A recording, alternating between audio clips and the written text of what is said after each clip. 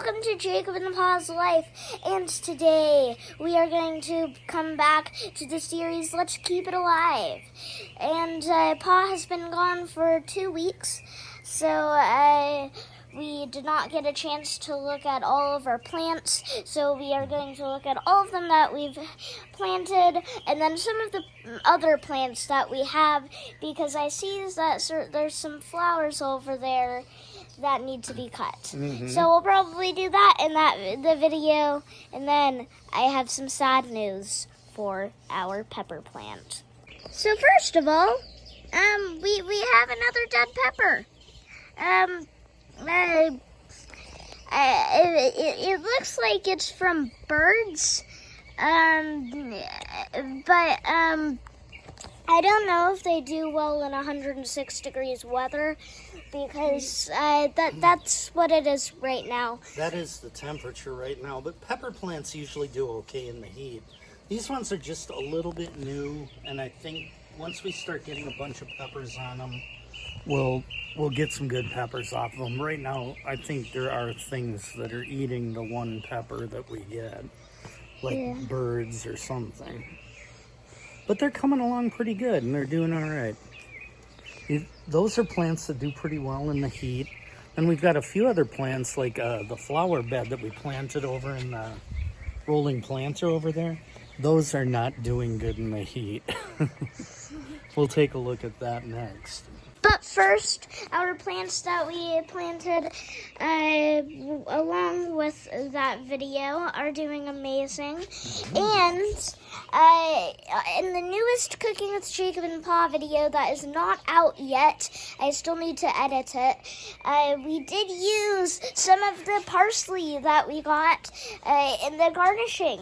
So be looking out for that if you are a fan of cooking, of course. So yeah, let's go over to those flowers next.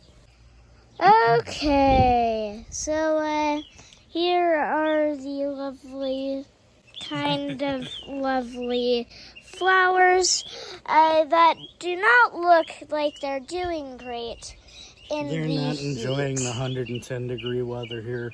That looked beautiful right after about a month after Jacob planted it. It was just full of flowers and lush.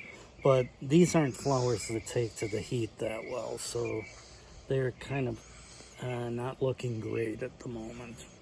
They will come back in the fall when it cools down, though. So, yeah, let's get to chopping all of the flowers down. All right, so we were just going to cut to a time lapse of us cutting all of the flowers down, but right now all of the flowers aren't doing so great. So right now Pa is going to get his big clippers to just cut down all of the flowers in the bed so they can hopefully get much nicer. But in the meantime, Pa said to get all of the weeds out, so that means this palm tree. So that means this palm tree can go right into the garbage. All right, so all of the weeds are gone. Pa got back with his chainsaw. Yeah, let's same thing. So none of this looks very good, so we're just gonna kind of shave off all the bad looking stuff. All right, the exact same thing I said. All right, so is that what you said? yes. All right, here we go. Yeah, time lapse.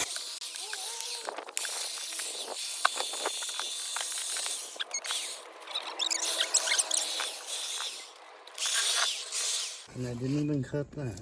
Nice. Now we need to sweep up all of this.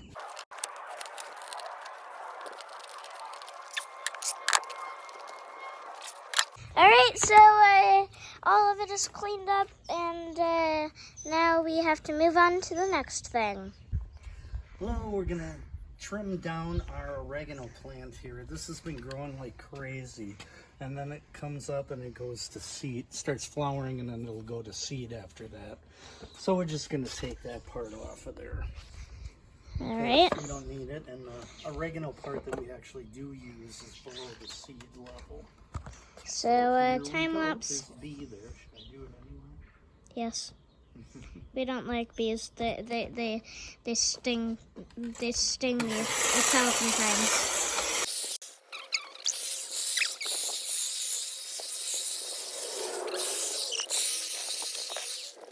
All right, so now that's done, and we need to sweep. It's a bee on the ground, crawling all over the place, looking for something. Never mind. Oh wait, it's one of these. You almost stepped on him. Oh, He's oops. right by your foot. I don't see him anywhere. He's under your foot. Oh, what? He was. You may have stepped on him. You did. Yeah, I did step on him. That's all right. Oops. Well, I didn't get most of Pa's sweeping up the thing, so I couldn't make a time lapse because I was putting the poblano thing on the pepper plant. So now he's done, and I may have bee guts on my foot. I tried to put this tag on the ground, and I guess it's a bit too rocky because it broke. So I'll just put it there and pretend nothing ever happened. Now we will be looking at plants that like the heat. Okay. We've got several plants here that really like the heat. One of them is the papaya trees. They weren't doing very good this winter. I planted them last fall. Or, well, no, a little before that. They're about a year old. But they weren't doing real good. But now they're filling out on top, and I think we're going to get some papayas pretty soon. The grapes also like the heat, and they're growing all over the place. We've never gotten any grapes off of those grape plants, though, so we just let them grow. And this one, this is Arabian jasmine. It smells really good, but it doesn't really flourish until it gets hot out. It likes it over 100 degrees out. This tree here really likes the heat, too. It's commonly called a pineapple palm. It's actually a date palm, and it's kind of like it produces dates. They're not exactly like the ones we eat that we buy in the store. They're a little smaller, but if you look up there, you can see there's like 1 million of them on the tree, and they roll all over the place. And then they plant new palm trees like that one right there. We have palm trees coming up all over the place. Okay, then we have one more kind of plant that's very popular around Arizona. It's called a lantana. They flower constantly, and they like a lot of heat, and they're very drought resistant. So they'll grow without a lot of water. And we have a bush over there, and one also over here, and some seeds from one of those bushes. All right, what? Some seeds from one of those flew into here and planted themselves in this planter with the mango tree. So the plant's doing pretty well, better than the mango tree actually. If you like the video, like and subscribe, and goodbye.